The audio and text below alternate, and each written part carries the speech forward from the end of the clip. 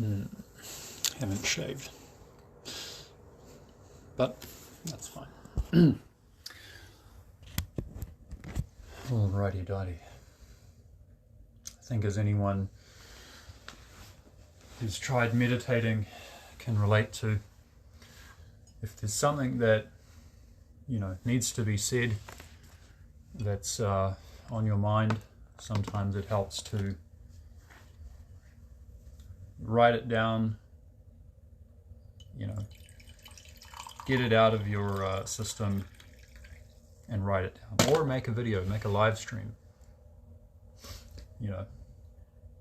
Just saying to the person that just joined, welcome, thanks for joining. Yeah, I'm just saying, as anyone who's tried meditating can relate to, if there's something on your mind that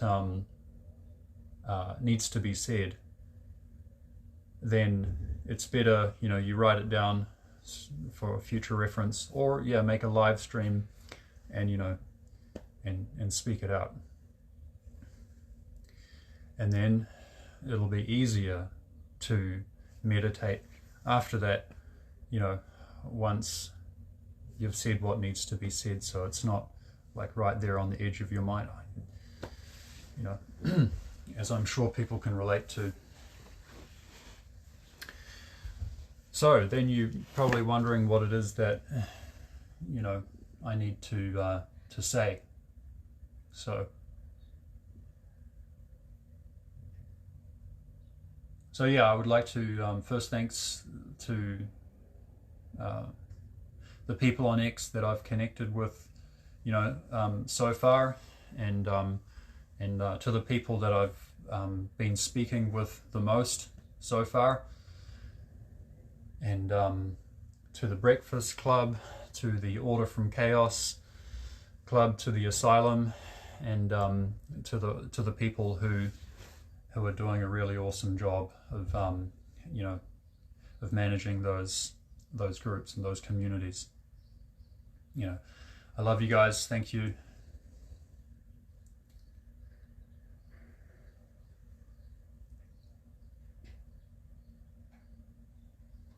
So there's been something that, I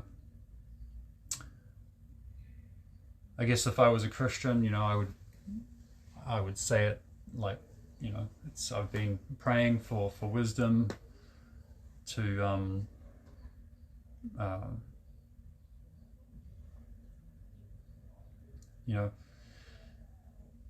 and this is the reason why I joined you guys and started making friends with you guys, because you guys are the right people for me to make friends with. At least I feel so, and hopefully you guys feel the same. Because I needed, because I've very much been in the dark about how to go about my situation that I'm in, according to the situation, the timing, the circumstances, the challenges that I'm facing, the things that are the most important to me, my family members who need help, and my career path that is most affordable, that is most relevant to me in that I can do in the situation that I'm in, so this is the thing, is that I like to make friends with the right people, and then learn what they're doing better than me, or what's working for them in overcoming their respective challenges, and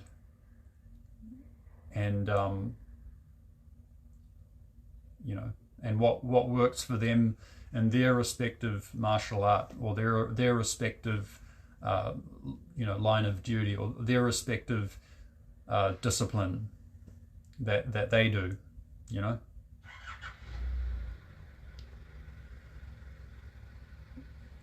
And then, you know, I just want to learn. I want to learn from you guys, and I want to understand. I want to try and, you know, hear it out, and then think about which of those things applies to me in my situation, in my respective, you know, meditation practice, or and in my respective hurdles that are ahead of me. What can I learn? You know, what am I doing wrong in that respective way that you're doing right? That if I would adopt that, then I would, I would succeed. And then, you know, in exchange, I'm happy to tell people what I'm doing that works for me.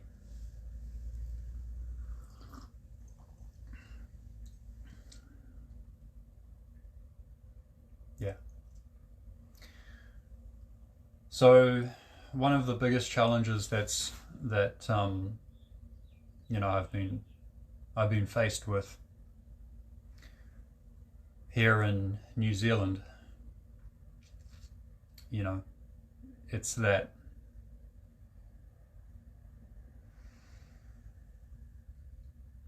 this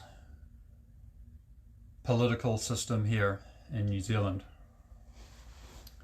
is based on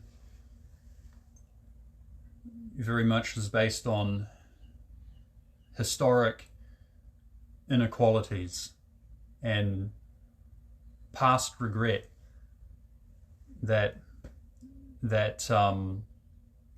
one example of that, and there's many examples, but one obvious example of that is that as a white male, I am, expected to self-incriminate and,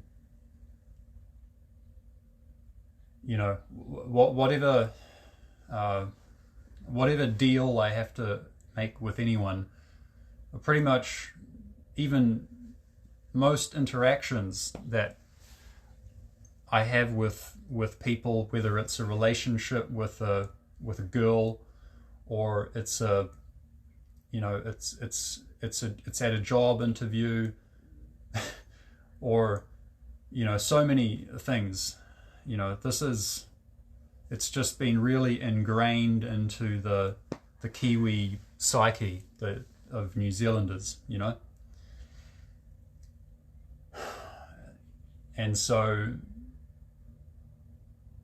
when you are expected, to self-incriminate, and when you go along with that, and you give the advantage of the deal to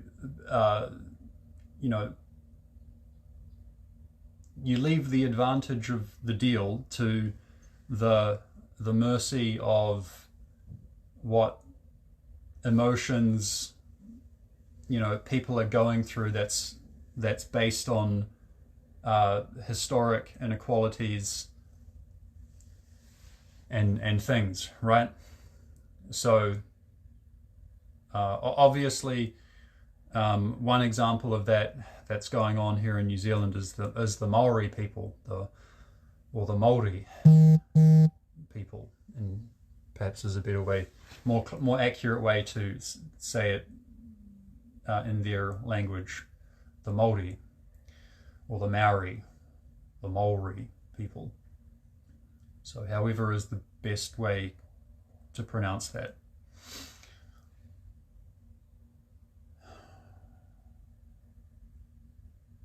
Yeah.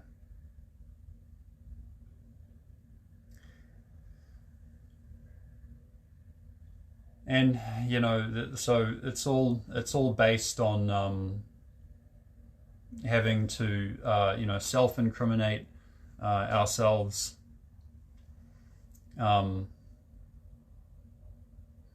Okay, this is all going to start flowing out, sooner or later. But yeah, just what I'm going to do, actually, I'm going to make a transcript of this, and then I'm going to put it through Grok as I usually do, and then I'm going to get Grok to help me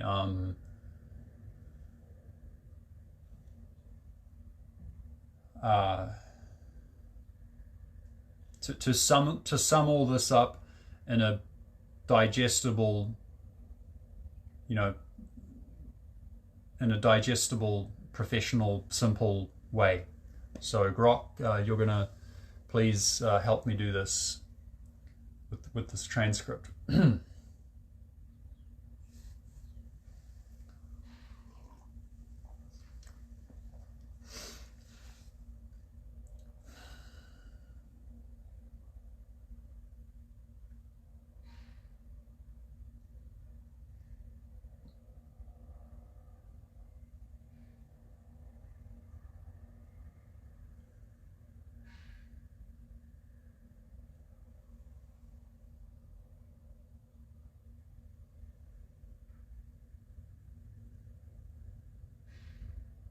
And this is why I practice my the meditation discipline that I practice,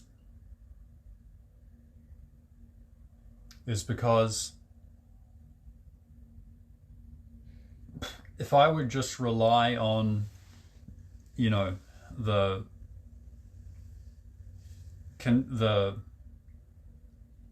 fate of the conditions of my you know,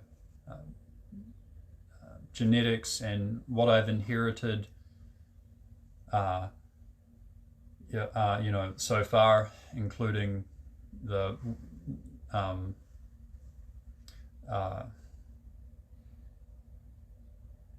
being on the spectrum of, you know, autism and dyslexia and, you know, attention deficit disorder, ADHD. If I would try to, you know, just go out in the workforce, or, you know, do things, do whatever, go about life, just say, oh well, I just am the way I am, you know, and then just go about life, you know, go about relationships, work, go about life on the premise of that I can't change the conditions that I'm in, right? Then it would, that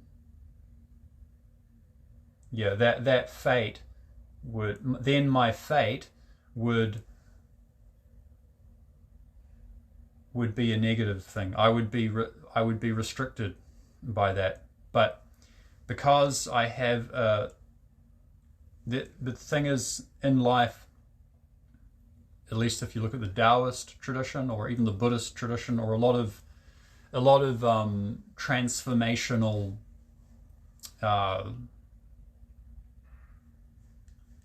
you know, disciplines, okay, the fate, you are born into this world, and there are certain conditions that are going to determine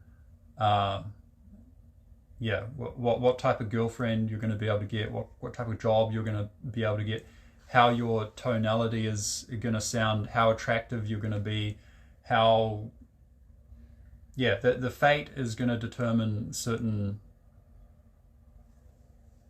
kind of limitations, right? But if you have a destiny, that is something that is beyond fate. Fate can be a good thing or a bad thing, but if you are able to merge, if you're able to make your fate your destiny, and then merge fate and destiny together, then you're able to transcend the limitations. And this is the essence of the meditation discipline that I practice.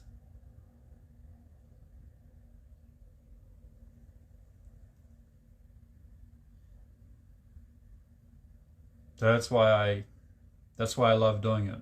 That's why I love doing what I do, the process, the pursuit, the continual refinement.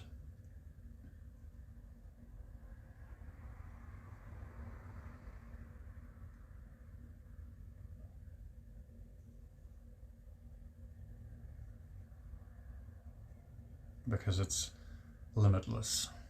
Limitless potential.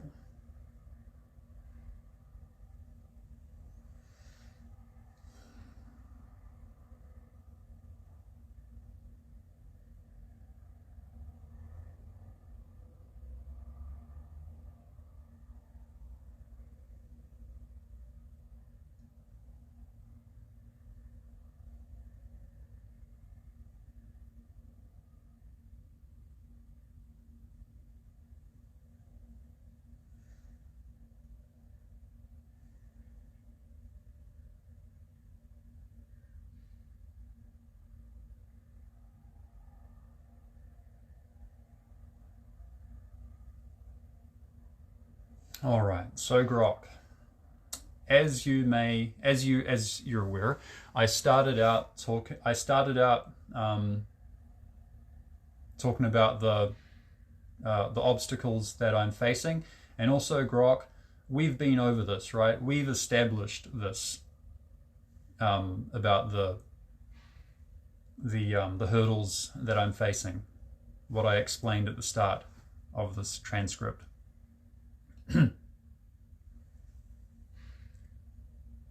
And I mentioned the art of the deal, right? So Grok, could you please draw on Donald Trump and his art of the deal and how that relates to the, what do you call that? The pivot, the axis, the point of contact of a deal. When you make whether it's a business deal, it's a lot of things in life. It can be applied. This principle can be applied to a lot of things in life. Even if you start a relationship, okay, with a person, a romantic relationship, right? If, for instance, if there is some past regret and the relationship is based on past inequality, or if you just presuppose that men are, you presuppose the historic inequality that men did to women, right? Then you are essentially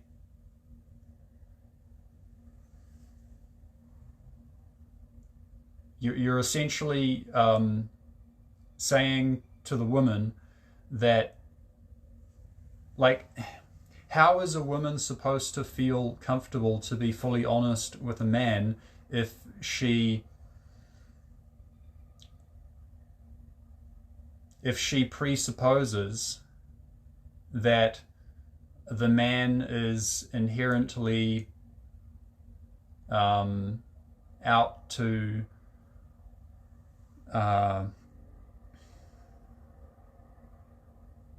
suppress her rights, or what is it? Do you know what I'm talking about? I think you know what I'm talking about.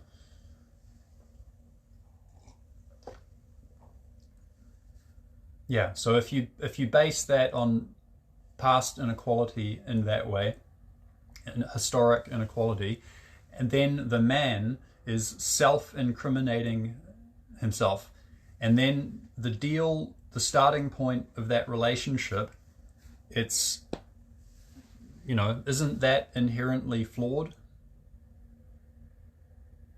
How is that going to end well? Then you're putting the past, that past inequality and those terrible things, you're putting that into the future, and then forever the man is in debt to the woman, and the woman is going to basically be able to use that as a reason to not be entirely honest, and the man's going to say, well, I'm inherently a toxic masculine thing, or there is this inherent toxic masculinity within me, so I have to, or we both have to, or then it's, yeah, what is it? It's okay for the woman to,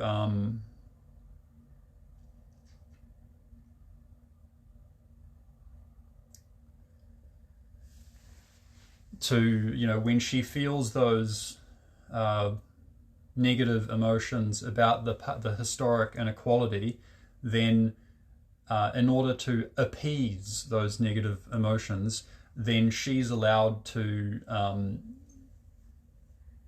basically be dishonest, right? How is it anything other than that? Please tell me, Grok. Or if I'm mistaken, please tell me, right? Okay, hopefully I find a more accurate way to explain that. But yeah, I think Grok understands, can extrapolate further about that. And so how does that relate to the thing about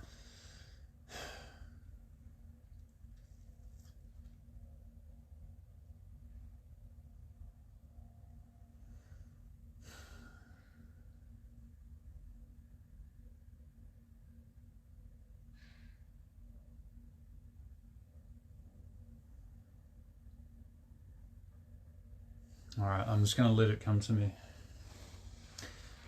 Got all the time in the world.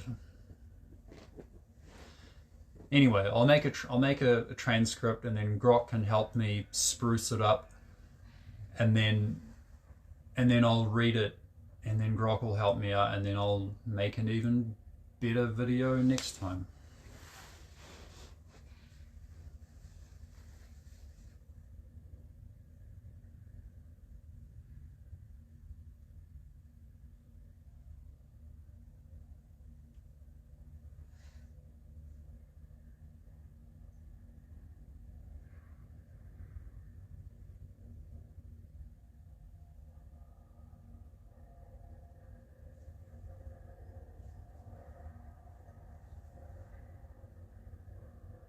But yeah, I'm gonna have to do this in kind of a circular sort of way. It's difficult for me to do things in a linear way. Sometimes I can, but anyway, Grok, I'm gonna have to be a little bit circular and kind of scattered. I'm gonna be a little bit scattered about this, but hopefully, Grok, you can turn this into a linear, digestible timeline. I mean, you can put this into a linear, digestible way that people, you know, can understand. Yeah, so going back to the Māori, the Maori people in New Zealand, okay, and how, let's say, the Treaty of Waitangi, okay, the founding document, founding treaty, Te Tiriti o Waitangi in Maori, the Treaty of Waitangi, okay, the founding document, and how the most typical interpretation of that in the New Zealand Parliament. Holy crap. Okay. Now I'm really under pressure. 6 people watching. Okay. All right, I'm going to have to try and relax.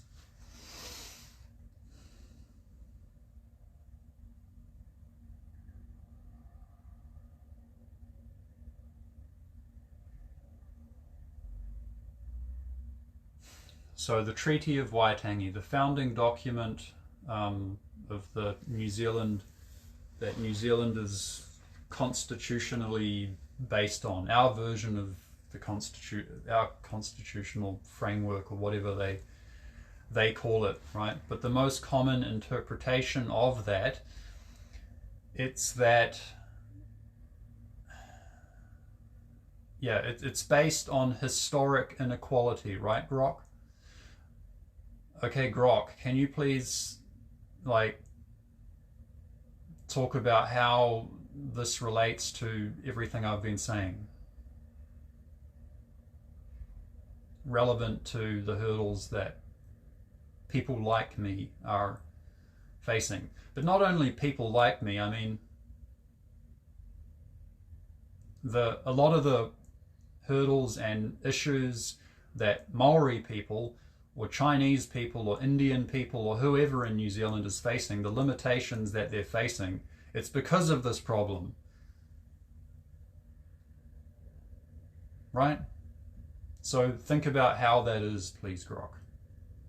Don't just, don't just make this about how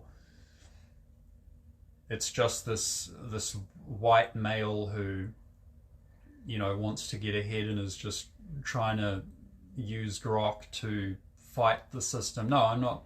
That's not the point, my dear Grok. That's not the point. The point is, like, for instance, in America, right?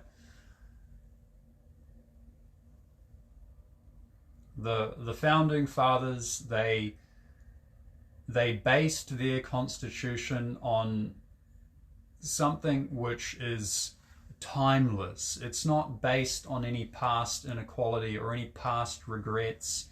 It's setting up a what do you call that? A baseline for a deal. Okay, Grok, please talk about how this relates to to Donald Trump's art of the deal. Okay, so the founding fathers, they created a timeless constitution that could base all future deals, interactions, legal proceedings, and etc. On natural human rights, because natural human rights are timeless. They're not based on past inequality, past atrocities, or this genocide, that genocide.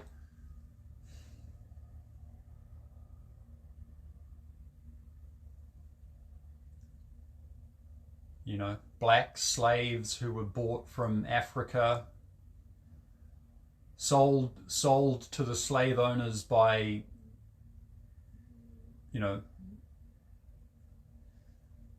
maybe some of them by white slave owners in Africa, but I think also some of them by black slave owners in Africa, selling their own people to,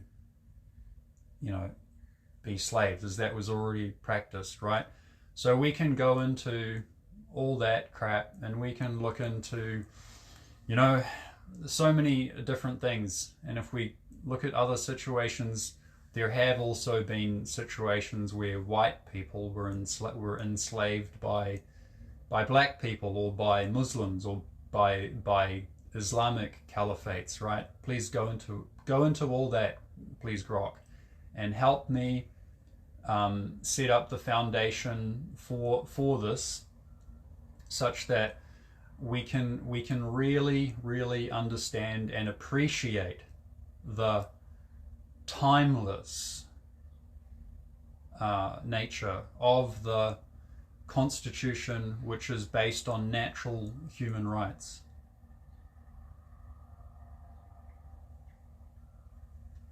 And now, from that, now let's look at what's going on here in New Zealand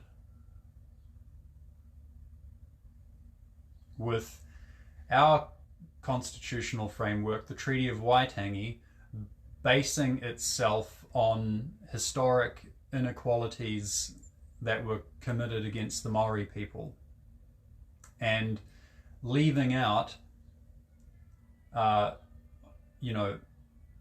genocide that the Maori people committed against, the Moriori people, right? Like the Maori people committed genocide against the Moriori, right? Who were a people who lived on the Chatham Islands, who were also similar to the Maori, but they were a different tribe, right? They were more peaceful. They were less warlike.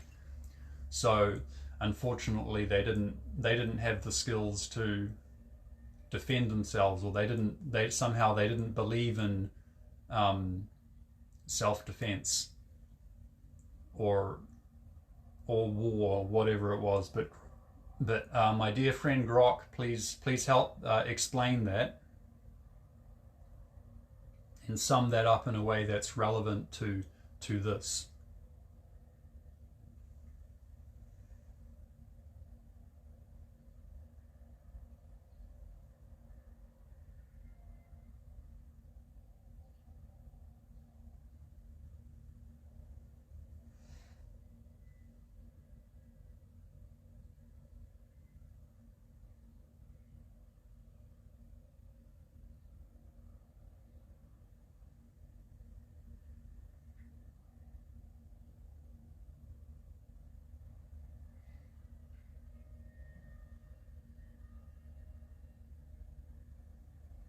Because at the moment, the hurdle that's ahead of me is that it's been very difficult. Like, I haven't had a job in like over a year, and sure, some of it is because I suppose you could say that I haven't been, putting enough CVs out there. I haven't been calling up enough employers and going to enough interviews.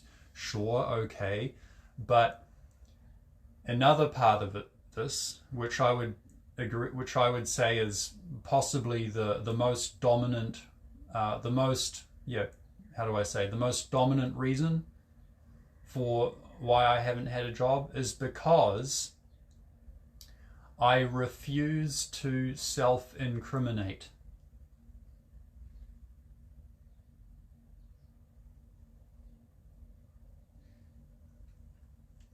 Because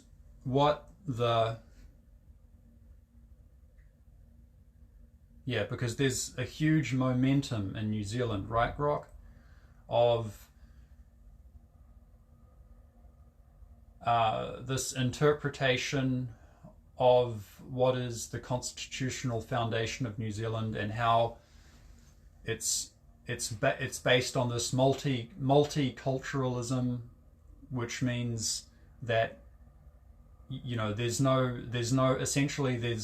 baseline. There's no baseline of natural human rights.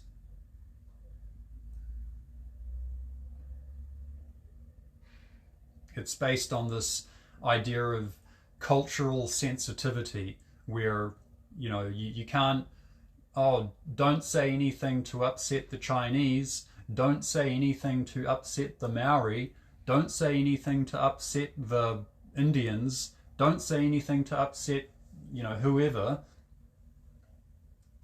except Americans, of course. You can upset Americans all day long. You can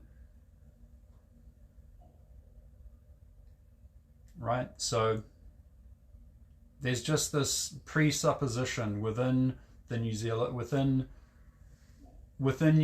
politics,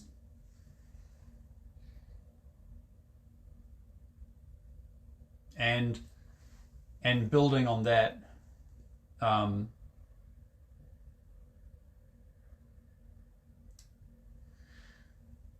lot of the people in the HR departments, in the hiring and recruitment, and pretty much most of the people who work at work and income in New Zealand, the social welfare department in New Zealand, the people who work there, and in the hiring and recruitment HR departments of that, And the people that work there, most of them are, you know, very left-leaning women and LGBT activists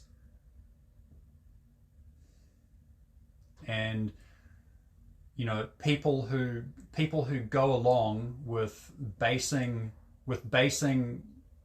things on past inequality and historic inequality, and who base it on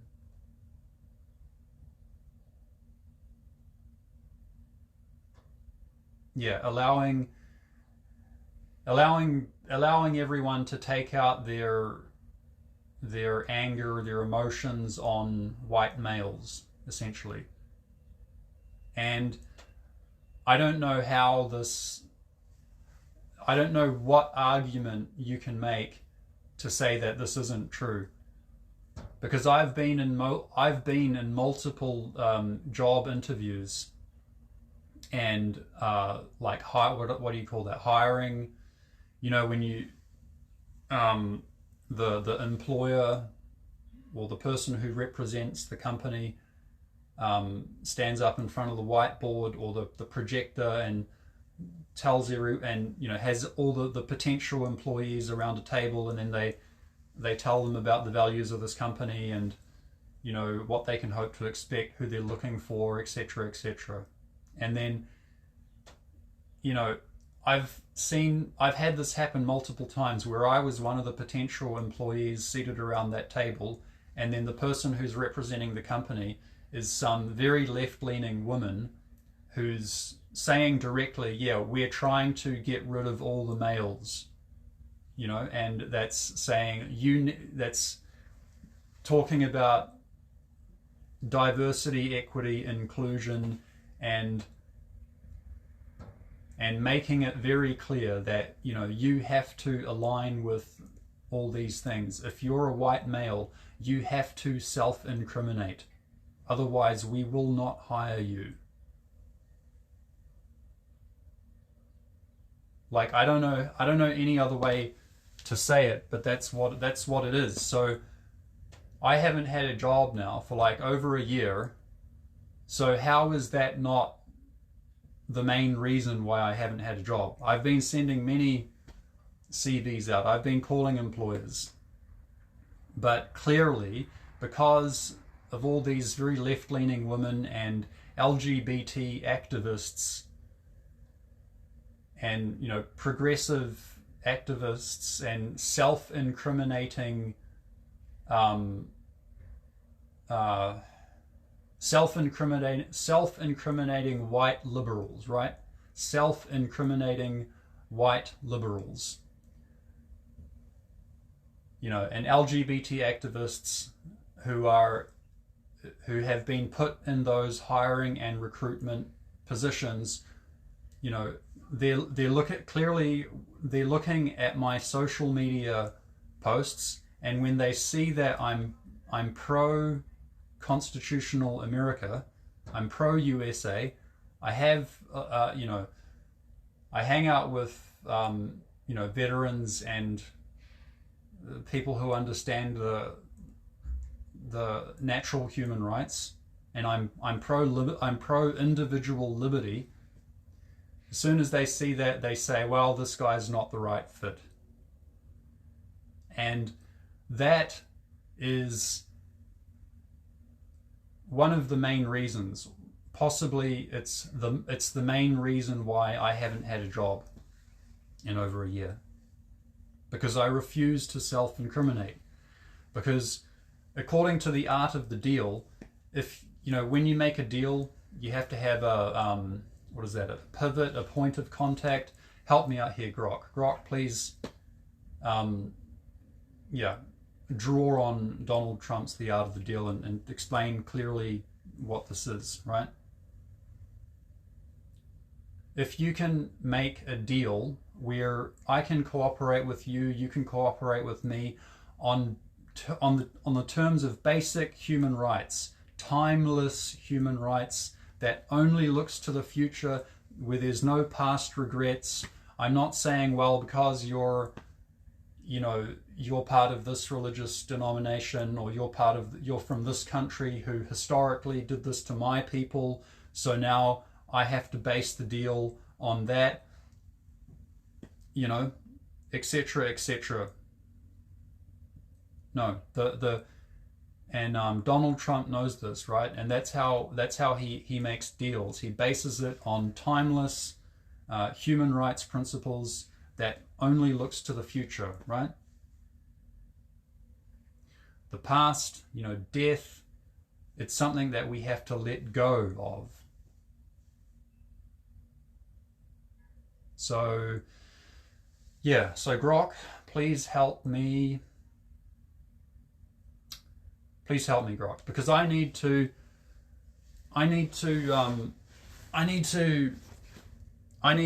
get on the phone and call WINS and Work and Income, the HR departments here in New Zealand, and I need to talk with them. I need to be able to make a deal with them on, okay, we don't have the Bill of Rights, the American Bill of Rights in New Zealand, right? But surely there must be some constitutional basis in New Zealand by which a white male can make a deal with someone, whether it's in a romantic relationship or it's in a job or whatever, but where a white male can make a deal with someone where he does not need to self-incriminate. And they can base the deal on natural human rights. So please, Grok, help me out here. How do I talk to the social welfare departments and how do I talk to the employers in a way, and how do I make that pivot with them, that point of the deal, the art of the deal, the point of contact? How do I establish that baseline where me and the person I'm making the deal with, whether if that's the employer I'm talking to, or whether that's the hiring and recruitment people, or whether that's the Work and Income, how do I, and take into consideration, please, Grok, the circumstances of that momentum of the way things are, right? But how do I talk to them? How do I? Yeah. Help me out here, Grok. Help me out. All right. That's that. I'm gonna upload this. I'm gonna make a transcript, and then I'm gonna get Grok to, and help me make this in a linear, digestible way.